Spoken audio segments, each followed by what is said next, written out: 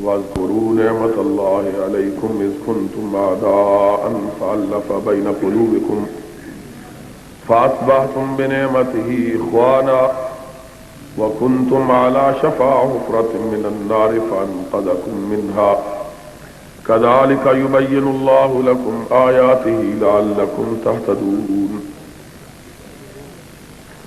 حضرات، میں اپنے ان نوجوان ساتھیوں، بھائیوں اور بیٹوں سے زیادہ آپ حضرات کا شکر گزار ہوں کہ آپ نے ان ساتھیوں نوجوانوں کی حوصلہ افزائی کی اور انہوں نے یہاں آج اللہ کے نام پر کی نقاب کشائی اور وہ مشکلات جو آج پاکستان اور اہل پاکستان کو درپیش ہیں اور ان کے حل کے بارے میں گفتگو کی کوشش کروں گا. میرے لیے یہ ایام بڑے مشکل ہوتے ہیں. موسم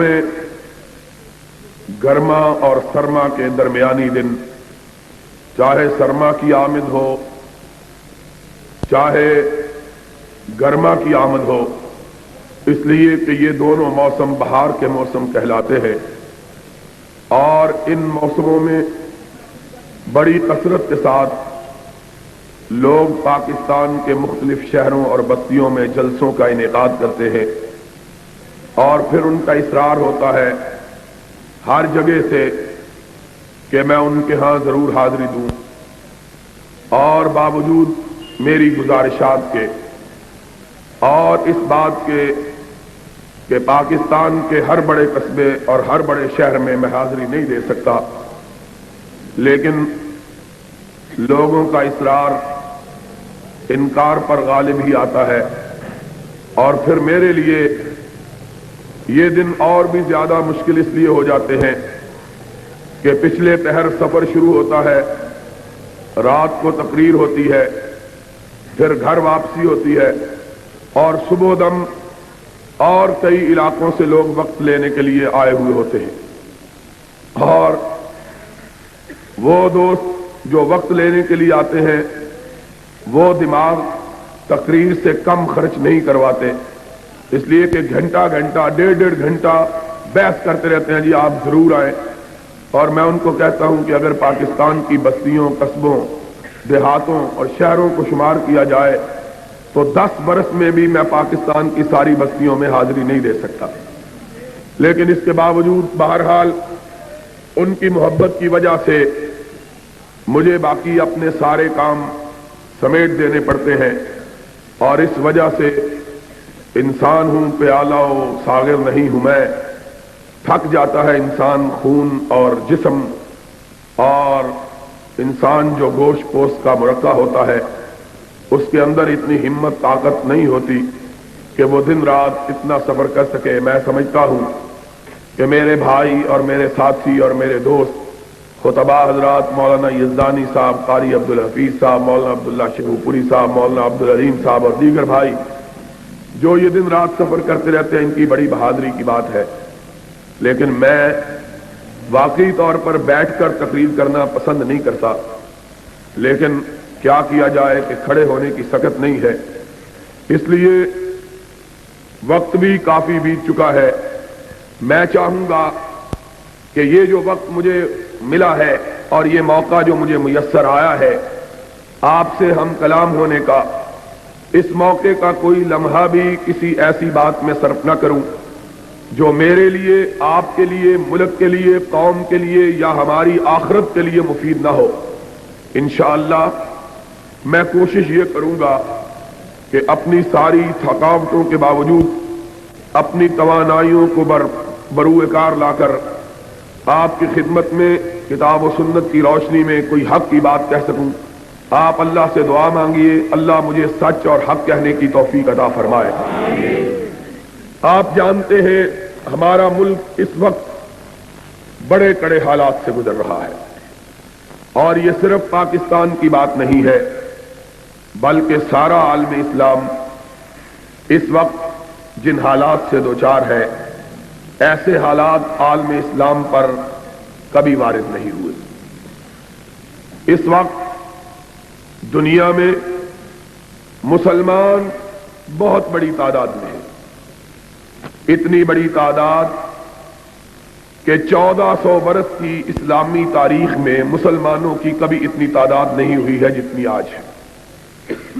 آج کے اعداد و شمار کے مطابق مسلمان 1 ارب 20 کروڑ سے زیادہ، 1.25 ارب کے قریب مسلمانوں کی تعداد ہے، اور دنیا میں اس وقت مسلمانوں کی 45 سے زیادہ سلطنتیں، مملکتیں، حکومتیں موجود ہیں۔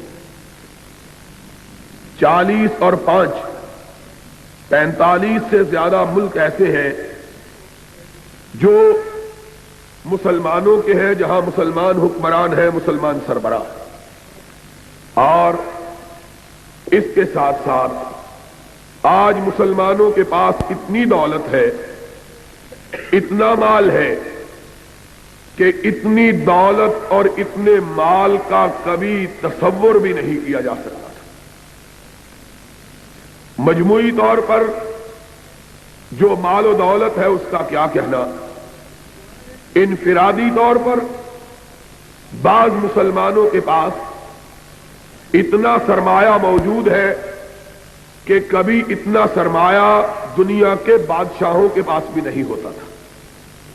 عام آدمیوں کے پاس، عام مسلمانوں کے پاس اتنا سرمایہ ہے۔ ابھی پچھلے دنوں دنیا بھر کے اخبارات میں بھی اور پاکستان کے اخبارات میں بھی ایک شخص ہے جس کا نام ہے عدنان خاشق جی، اس کا تذکرہ اخبارات میں بڑے تسلسل کے ساتھ آیا ہے۔ اس کے بارے میں ایک عام آدمی ہے، سعودی عرب کا رہنے والا ہے اور اب امریکہ اور یورپ میں رہتا ہے۔ اس کے متعلق اخبارات نے لکھا کہ اس کا ذاتی خرچہ روزانہ کا 18 لاکھ روپے ہے۔ وہ خرچہ جو کاروباری نہیں ہے، صرف وہ خرچہ جو اپنی ذات پہ صرف کرتا ہے، وہ 18 لاکھ روپیہ روزانہ ہے۔ اتنی دولت، اتنا مال، اور اس کی ایک ملک کے اندر زمین جو ہے وہ 4 لاکھ ایکڑ سے زیادہ ہے، صرف ایک ملک میں۔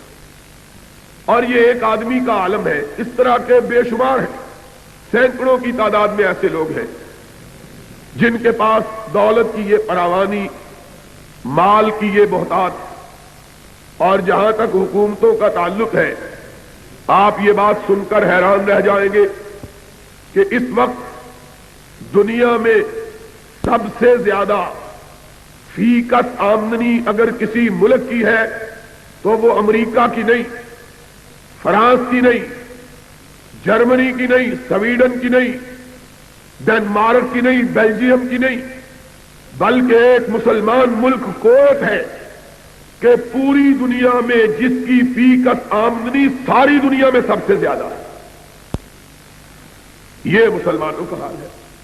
مال، دولت، تعداد، ملک، لیکن اگر ہم ان کے حالات کو دیکھیں تو ضربت علیہم الذلۃ والمسکرہ، جتنے آج مسلمان ذلیل ہیں، خوار ہیں، پریشان ہیں، بے کس ہیں، بے بس ہیں، مظلوم ہیں، مقہور ہیں، کائنات کے کسی دور میں مسلمان اتنے بے کس نہیں ہوئے۔ جتنے آج مسلمان ذلیل ہیں، خوار ہیں، دنیا کی ساری تاریخ میں مسلمان کبھی اتنا ذلیل نہیں ہوئے۔ کبھی ہم نے اس بات پہ غور کیا ہے کہ تعداد سب سے زیادہ مال بہت زیادہ ملک لاتعداد اور ذلت بھی انتہا. سبب کیا ہے؟ وجہ کیا ہے؟ اس کی علت کیا ہے؟ یہ کیوں ہے کہ کبھی ہم 313 تھے، صرف 313، اور کوئی ہماری طرف ٹیڑھی نظر کر کے دیکھنے کی جرات نہیں کرتا تھا. اور آج ایک ایک مسلمان ملک کو دیکھ لو. 10 کروڑ مسلمانوں کا سربراہ ہے ضیاء الحق، اور فوجی ہے، جرنیل ہے، سینے پہ 20 ستارے لگائے ہوئے ہیں، 20 تمغے سجائے ہوئے ہیں. اور حالت کیا ہے؟ راجیو گاندھی کی بیوی کے سامنے رکوع میں جھکا ہوا ہے.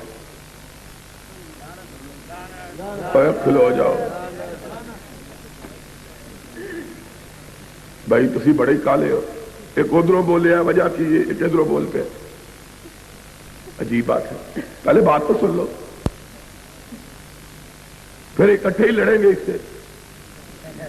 تم تو گھر جا کے سو جاؤ گے، اکیلا میں ہی یہاں کھڑا رہ جاؤں گا.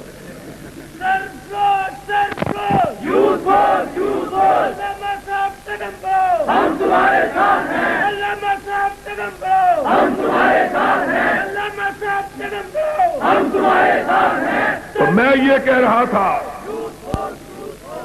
313 تھے، کسی کے سامنے نہ جھکتے تھے. آج 1 ارب 20 کروڑ ہے. اوروں کو چھوڑو، ہم اس ملک میں 10 کروڑ ہیں. 10 کروڑ اگر مرنے کا عزم کر لیں، رب کعبہ کی قسم ہے، مشرق و مغرب مل جائے، روس امریکہ کی قوتیں اکٹھی ہو جائیں، یہ 10 کروڑ اللہ کی راہ میں مٹنے کا عزم کر لے، ساری کائنات مل کے ان کو مٹا نہیں سکتی ہے. آج سبب کیا ہے؟ صرف 313، صرف 313. اور مکے سے نکل کر مدینے پہ یلغار کرتے ہوئے آئے، چڑھائی کی. رحمت کائنات علیہ الصلوۃ والسلام، خبر ملی حالات انتہائی دگرگوں، صورتحال انتہائی پریشان کن. مدینہ طیبہ چھوٹی سی بستی، اور مسلمان 2 طبقوں کے، ایک ہجرتوں کے ستائے ہوئے، ایک مہاجروں کا بوجھ اٹھائے ہوئے. 2 طبقے مسلمانوں کے، کچھ ہجرتوں کے مارے ہوئے، اپنے وطن سے نکالے ہوئے، اپنے گھروں سے بے گھر کیے ہوئے، اپنی دولت لٹائے ہوئے، اپنے بچے چھنوائے ہوئے، اپنے دلوں پہ چرکے کھائے ہوئے، اپنے سینوں پہ زخم سجائے ہوئے اس طرح نکلے. عبد الرحمن ابن عوف کہتے ہیں رضی اللہ تعالیٰ عنہ، میں نکلا، میرے گھر والوں کو پتا چلا، میں اونٹ پہ سوار، بیوی پیچھے، بیٹا گود میں، سب کچھ بیچ باچ کے، پیسے پوٹلی میں باندھے ہوئے. سب سے پہلے سسرال والوں کو علم ہوا، بھاگے ہوئے آئے، میرے اونٹ کی مہار تھام لی، کہنے لگے جانا ہے تو جاؤ، ہماری بیٹی چھوڑ کے جاؤ. بیوی چھین لی. پھر اپنے گھر والے آگے، کہا کہاں جاتے ہو؟ کہا مدینے والے کے پاس جاتا ہوں۔ کہا پھر یہ بیٹا ہمارا ہے، اس کو ساتھ نہیں لے جا سکتے۔ کہا دل پہ چوٹ پڑی، اپنا لخت جگر، اپنا بیٹا، اور بیٹے کی محبت صرف باپ جانتا ہے، اوروں کو علم نہیں کہ بیٹا کس کو کہتے ہیں۔ جس کو رب نے بیٹا دیا ہو یا اس سے قدر پوچھو، یا جس کو دے کے چھین لیا ہو اس سے قدر پوچھو۔ کہا یا بیٹا چھوڑ دو یا محمد کی محبت چھوڑ دو۔ کہا ایک دفعہ کب کبھی تاری ہو گئی، نگاہ اٹھائی، آسمان کی طرف دیکھا، پھر کہنے لگے ایک بیٹا، 1000 بیٹا ہو محمد پہ قربان ہے، لے جاؤ، پرواہ نہیں ہے۔ بیٹا چھینا، بھائی آئے، انہوں نے مال کی پوٹلی چھینی۔ بڑا بھائی آیا، اس نے اونٹ بھی چھین لیا۔ کہا جانا ہے تو اسی طرح جاؤ۔ کائنات کے امام کی بارگاہ میں پہنچے، ہونٹ بھوک سے پھٹ گئے تھے اور پیر چلنے سے پھٹ گئے، پیروں سے بھی خون، ہونٹوں سے بھی خون۔ کائنات کے سردار، ثقلین کے تاجدار، امام ہدا نماز ظہر سے فارغ ہوئے، سلام پھیرا، پلٹ کے دیکھا تو سامنے عبد الرحمن کھڑے ہیں۔ کہا عبد الرحمن کب آئے؟ کہا اللہ کے حبیب ابھی آیا ہوں۔ کہا کہو کیسے آئے؟ کہا آقا سب کچھ لٹا کے آیا ہوں، دین بچا کے آیا ہوں۔ فرمایا عبد الرحمن دین بچا کے آئے ہو، سب کچھ لٹا کے آئے ہو تو کچھ بھی نہیں لٹایا ہے، جنت پا کے آگے ہو، اللہ کی رضا پا کے آگے ہو۔ یہ لوگ، ایک صحابی اٹھتا ہے، عبد الرحمن کا قصہ سنتا ہے، عرض کرتا ہے آقا بیوی بھی اس سے چھین لی، بیٹا بھی چھین لیا، دولت بھی چھین لی۔ اللہ کے رسول میرا جتنا مال ہے 2 حصوں میں تقسیم، آدھا اس کو دے دیجیے، آدھا مجھ کو دے دیجیے۔ ایک نے کہا اللہ کے حبیب اس کا کوئی گھر نہیں، میرا آدھا گھر لے لیجیے۔ ایک نے کہا یا رسول اللہ میری 2 بیویاں، ایک کو طلاق دے دیتا ہوں، اس کو کہیے اس سے نکاح کر کے اپنے گھر کو آباد کر دے۔ کچھ ہجرتوں کے ستائے ہوئے، کچھ مہاجروں کے بوجھ اٹھائے ہوئے، کچھ امام کونین کی یثرب میں تشریف آوری سے پہلے، یثرب میں ہر سال وبا پھوٹتی تھی، زرد بخار کی، لوگ تپے زرد میں مبتلا ہوتے تھے۔ وہ تو کونین کا تاجدار آیا، رحمت مجسم بن کے آیا، اور اس نے اپنے ہاتھ دعا کے لیے اٹھائے۔ اس نے کہا اللہ میرے بابا خلیل اللہ نے مکہ کے لیے تجھ سے دعا مانگی تھی، میں مدینہ کے لیے تجھ سے دعا مانگتا ہوں، اللہ مدینے کو بیماریوں سے پاک کر دے۔ یہ میرے آقا کی دعا کا اثر تھا کہ آج تک مدینے میں کوئی وبا نہیں پڑی ہے۔ تو بہرحال جو پہلے ہجرت کر کے آئے تھے بخاروں کے مارے ہوئے،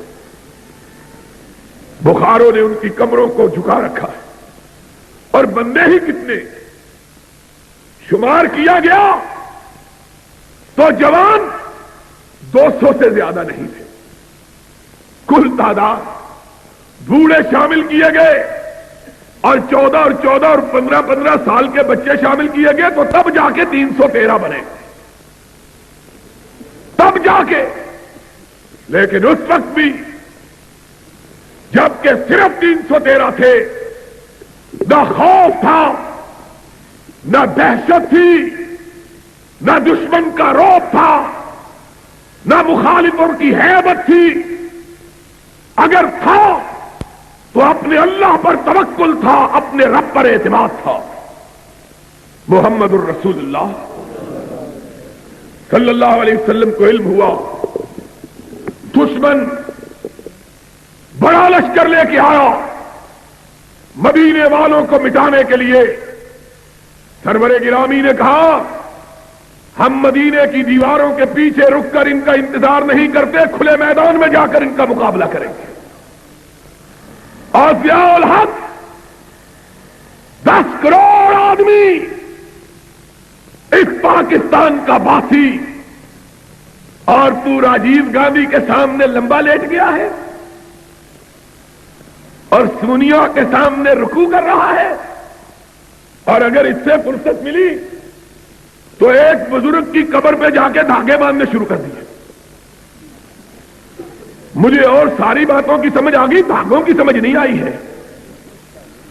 وہ دھاگے ہی باندھنے تھے تو اتنی دور جانے کی کیا ضرورت تھی؟ یہ بابا چھتری والا یہاں پڑا ہے، اس کو دھاگے باندھ لیتا ہے، دھاگے ہی باندھنے تھے نا۔ اور کسی وکیل نے کہا کسی بستی کے ایک چودھری نے کسی بندے کو قتل کر دیا، گاؤں میں بھی بڑے وکیل تھے، بندہ قتل کرنے والا چودھری تھا۔ گاؤں کے وکیلوں نے کہا بابا اس کے بیٹوں کو ہم کو وکیل کرو، ہم مقدمہ لڑیں۔ کہنے لگے نہیں نہیں، یہ بڑا چودھری آدمی ہے، ہم شہر کا وکیل کریں گے۔ شہر کا وکیل کیا 3200 روپے پر۔ اس زمانے میں 3200 روپیہ بڑی بات تھی، 3200۔ وکیل نے بڑا مقدمہ لڑا، آخر چودھری پھانسی چڑھ گیا۔ پنڈ کے وکیلوں کو پتا لگا کہ چودھری پھانسی لگ گیا، آئے چودھری کے بیٹوں کے پاس، کہا چودھری کا کیا بنا؟ کہنے لگا وہ تو پھانسی لگ گیا۔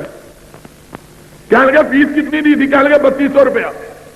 کہنے لگا یہ کام تو ہم 32 روپے میں کر سکتے تھے، اگر پھانسی لگوانا تھا تو شہر کے وکیلوں کو کرنے کی کیا ضرورت تھی؟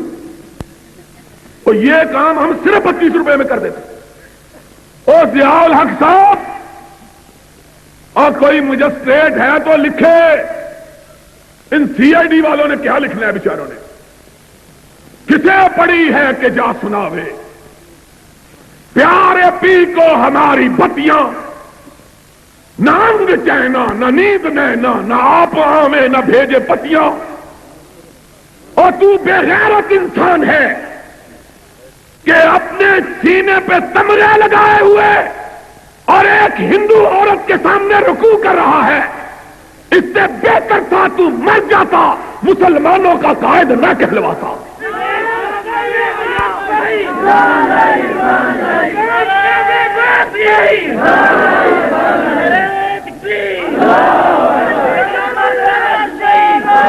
کیا کہتے ہو؟ آج کہتے ہیں اگر یہ بے غیرتی کرنی تھی پھر وہاں جانے کی کیا ضرورت تھی؟ ہائے! اور لوگوں ایک بات سن لو، سی آئی ڈی والوں لکھو، اس کو پہنچاؤ، جو اپنوں سے لڑا کرتے ہیں وہ بیگانوں سے لڑنے کی ہمت، تم اپنوں سے ہمارے خلاف۔ حجاج بن یوسف کے زمانے میں ایک دفعہ حملہ ہوا تو ایک عورت نے کہا کمانڈر عورتوں کے اوپر چڑھ دوڑا، مارا عورتوں کو بڑا۔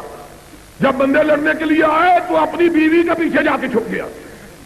اس نے کہا اسد علیہ وفی الحروب نعامۃ، اور میرے خلاف تو شیر تھے، مردوں کے مقابلے میں بھیڑ بھی نہیں نکلے، ہم کو مارنے کے لیے تو بڑے دلیر۔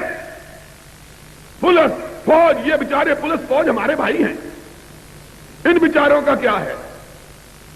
لیکن تم، قرآن کہتا ہے، مومنوں کی شان بیان کرتا ہے، اشداء علی الکفار رحماء بینہم، مومن وہ ہیں جو اپنوں کے لیے نرم، غیروں کے لیے گرم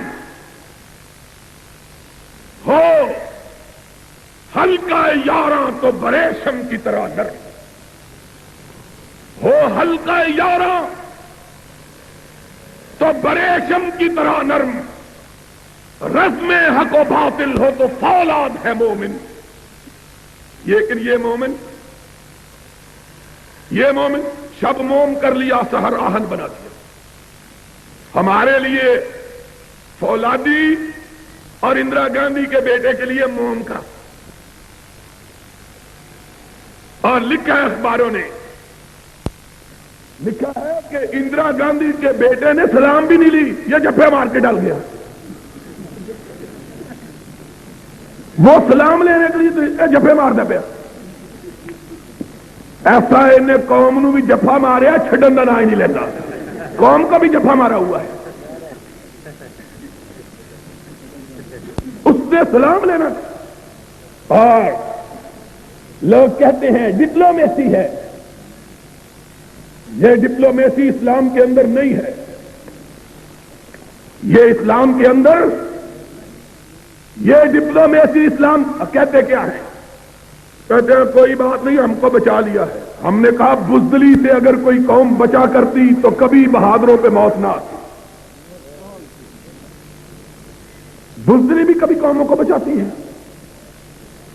قوموں کو بہادری بچاتی ہے. آؤ، اگر یقین نہیں آتا تو محمد کے ستاروں کو دیکھو. صلی اللہ ہو، سرور کائنات کی وفات ہو چکی ہے.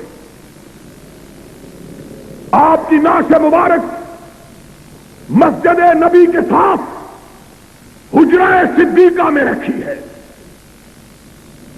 لوگوں کو پتا چلتا ہے 4 گروہ، 4، ایک کوہستان کے قبائل کا،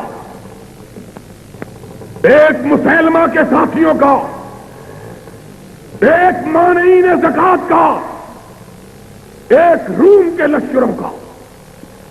4 گروہ مدینہ کی طرف دیکھ رہے ہیں. اور مسلمانوں، آج تمہیں اپنی تاریخ بھی بھول گئی ہے. آج کچھ یاد نہیں رہا. آج ہم سب چیزیں بھول چکے ہیں. آج ہم نے کفر کو اسلام اور اسلام کو کفر بنا دیا. آج خرد کا نام جنو اور جنو کا خرد رکھ دیا. بزری ابھی مسلمان، اور سوچو تو صحیح، آج بھی جس کے دل میں ایمان ہے، نبی کی وفات کی بات سن کر اس کی آنکھوں میں آنسو آ جاتے ہیں. آتے ہیں کہ نہیں آتے؟ نبی، اور جن کے پاس نبی تھا علیہ الصلوۃ، جو ان کے پیچھے نمازیں پڑھتے تھے، جو اس کے جھنڈے کے نیچے جہاد کرتے تھے، اور جو اس کے چہرہ پرانوار کو دیکھ کے اپنے آپ کو جنتی بناتے تھے، جو اس کے چہرے کو دیکھ کے اپنی آنکھوں کو ٹھنڈک میں ڈالتے تھے، آج کس کو دیکھیں؟ آج ان کو نبی کا چہرہ اقدس نظر نہیں آتا. کتنا بڑا غم ہے. میں کہتا ہوں سارے کائنات کے غم میں ایک طرف، اکیلے مدینے والے کی وفات کا غم. امام کائنات نہیں رہا.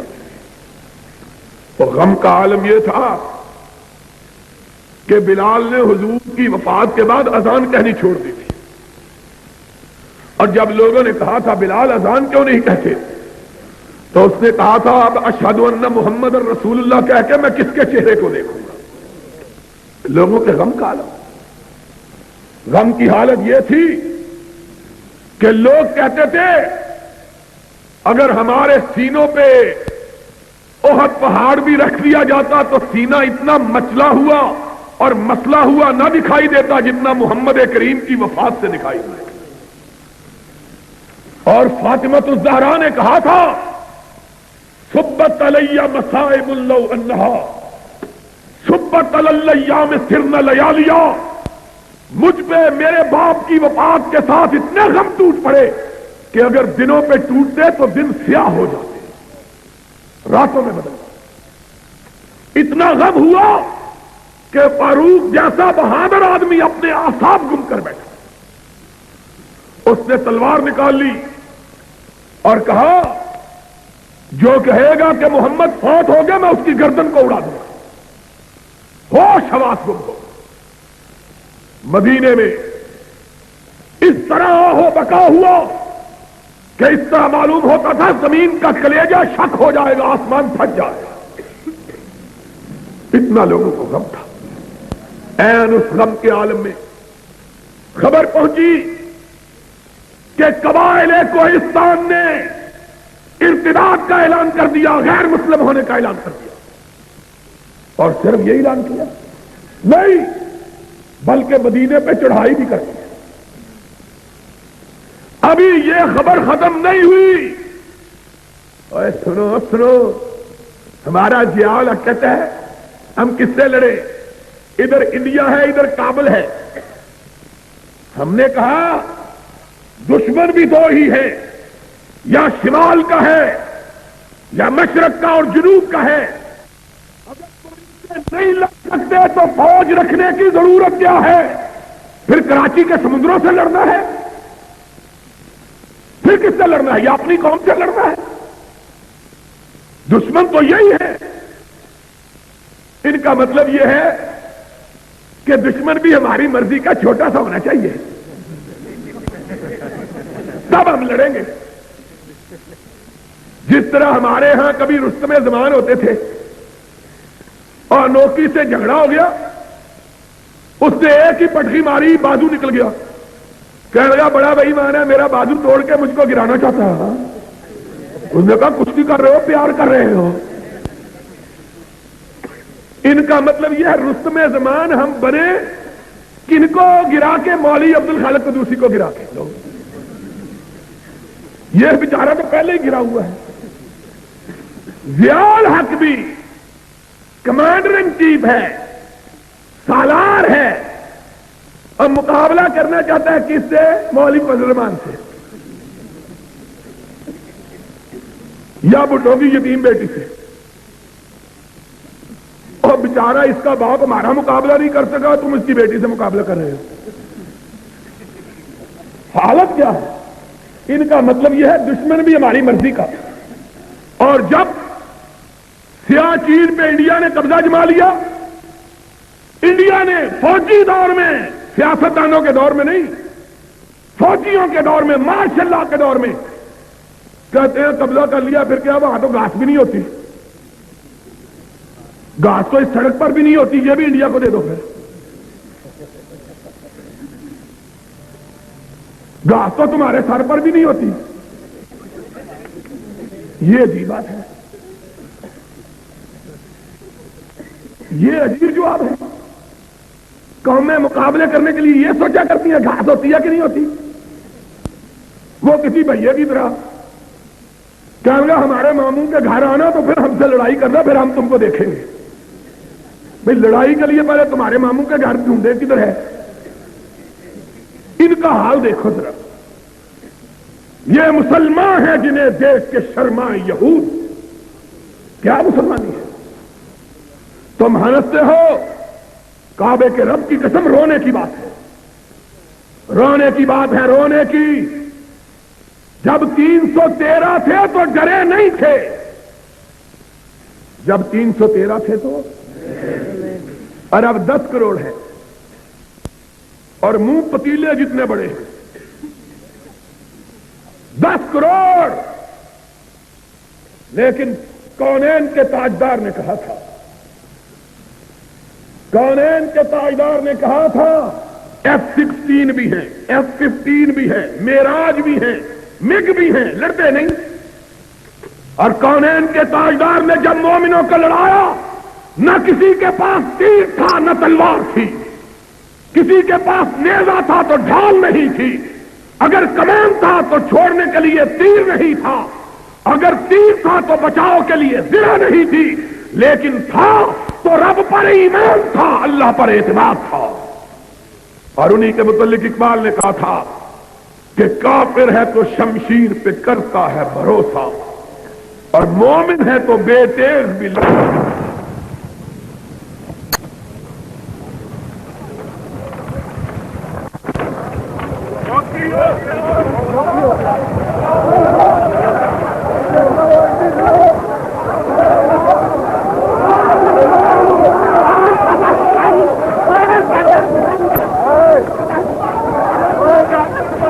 ہے